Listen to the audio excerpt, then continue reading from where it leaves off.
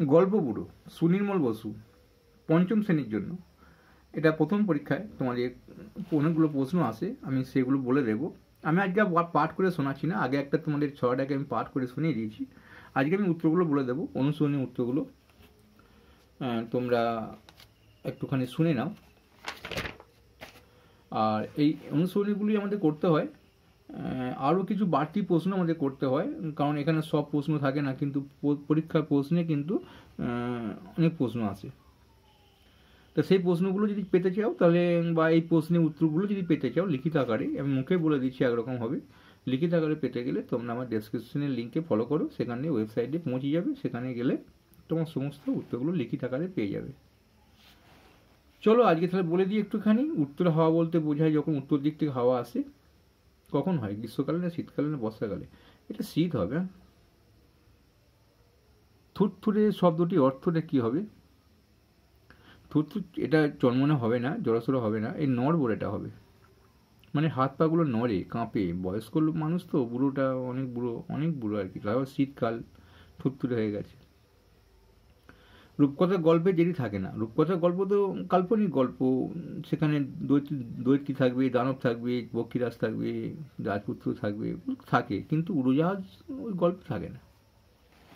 মানে রূপকথার গল্পে তোমরা উড়োজাহাজ কথাটা পড়তে পাবে না।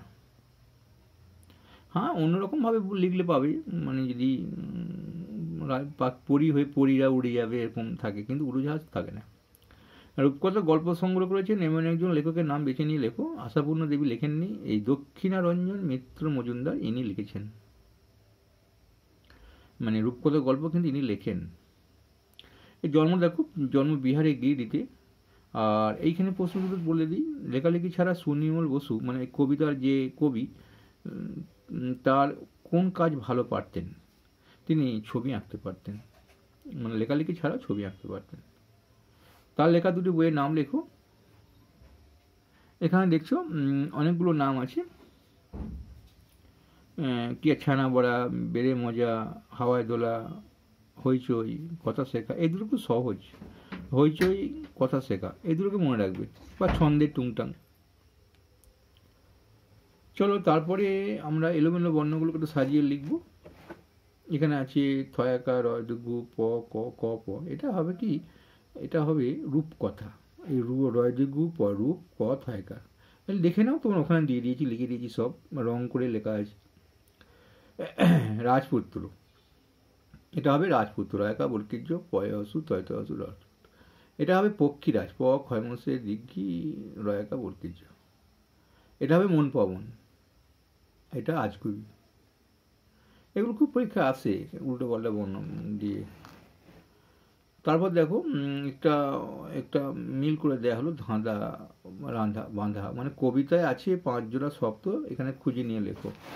যেমন ধরো 5 জোড়া শব্দ অনেক রকম আছে, বন্দিনী, নন্দিনী, মূর্খতা, রূপকথা, দাঁড়খানা, কারখানা, পক্ষীরাজ, যক্ষীরাজ, ঝোলা, ভোলা, অনেক আছে, মানে যেটা ভালো লাগবে। কবিতাটা মুখস্থ থাকলেই লিখতে পারবে। উত্তুরে, থুরথুরে, ব্যথা, রূপকথা, তোরা, ছোটরা, তলপিটা, জলদিয়ায়, লিখতে পারবে, যেটা খুশি। এটা অনেক উত্তর, অনেক রকমভাবে উত্তর হয়, একই রকম উত্তর হয় না। চলো তারপরে শীতকালে হাওয়া বইছে, কেমন হাওয়া বইছে না, শীতকালে উত্তরে হাওয়া বইছে, একটা করে দিয়েছে, বাকিটা বলতে হবে। গল্প বুড়ো ডাকছে, কেমন কেমন বুড়ো? গল্প বুড়ো হচ্ছে থুরথুরে বুড়ো, নড়বড়ে বুড়ো। তারপরে দেখো গল্প বুড়ো মুখ ব্যথা, মুখ ব্যথা কেন? ওই চেঁচিয়ে তার মুখ ব্যথা, চেঁচানোর জন্যে। গল্প বুড়ো ঝোলায়, কোথায় ঝোলা? কাঁধের ওপর। দেখবি যদি জলদিয়ায়, কিভাবে আসবে? জলদিয়ায়, তাড়াতাড়ি আসতে হবে। এগুলো তো মানে এখানে দেয়াই রয়েছে, দেখতেই পাচ্ছ। এইগুলোর জন্যে আমি আর কিছু বলছি না, এইখানটা বলে দিই। তলপি হচ্ছে ঝোলা।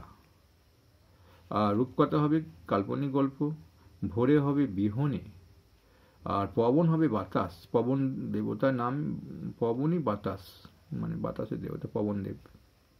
সত্তর হবে দ্রুত। তারপর দেখো এখানে ক্রিয়া নিচে দাগ দাও, এখানে এই বইটাতে দাগ দিয়ে দিয়েছে, ডাকা, খাওয়া, দেখা, এগুলো সবই ক্রিয়া। বইছে, বওয়া ক্রিয়া, ডাকছে এটা ক্রিয়া, ছুটে আয়, ছুটে এটা ক্রিয়া, আয় এটা ক্রিয়া, দেখবি এটাও ক্রিয়া, আয়টাও ক্রিয়া, চেঁচিয়ে এটা ক্রিয়া, চেঁচানোটা কাজ, যেগুলো কাজ বোঝায় তাকে ক্রিয়া বলা হয়। তাহলে দেখো এখানে তোমার দৃষ্টিতে গল্পগুলো পোশাকটি কেমন, এগুলো উত্তরগুলো পেতে হলে ওয়েবসাইটে দেখো, ডেসক্রিপশন লিঙ্ক তো ডেসক্রিপশনেই দেওয়া হয়, আর তো দেওয়া হয় না ইউটিউবে, ওখান থেকে ওয়েবসাইটে পেয়ে গেলে তোমার ওখানে অঙ্ক পেয়ে যাবে, পরিবেশ পেয়ে যাবে, সবই পেয়ে যাবে উত্তরগুলো। আমি একটু বলে দিই, তুমি এটা পারবে। গল্পগুলো কখন গল্প শোনাতে আসে, আমি এরকম বলবো, হয়তো ওখানে একরকম লেখা আছে, তখন একরকম ভাবনা কিছু লিখেছি, এখন রকম বলতে গেলে একরকম হয়ে যাবে। শীতের ভোরে গল্প শোনাতে আসে, এটা বলে। গল্পগুলো ঝোলায় কী কী ধরনের গল্প রয়েছে, ওই রূপ, পক্ষীরাজ, ঝক্কিরাজ, রূপকথা, এসবগুলো আছে। গল্পগুলো কাদের গল্প শোনাবে না, যারা শীতের ভোরে তার কাছে উঠে আসবে না, ঘুম থেকে উঠে আসবে না। রূপকথা কোন কোন বিষয়ে কবিতাটি রয়েছে, রূপকথা কোন কোন বিষয়, ওই একই প্রশ্নের উত্তর, কী কী ঝোলায় কী কী আছে, এটা একই হবে। গল্পগুলো শীতকালে ভোরে শীত কীভাবে ঘুম থেকে ওঠাতে চায়, এটা খুব ভালো প্রশ্ন। এটা হচ্ছে তোমার তাদেরকে রূপকথার গল্প শোনানোর লোভ দেখিয়ে তাকে ঘুম থেকে ওঠাতে চায়। ভালো লাগলে লাইক করবে, বিদায় নিচ্ছি।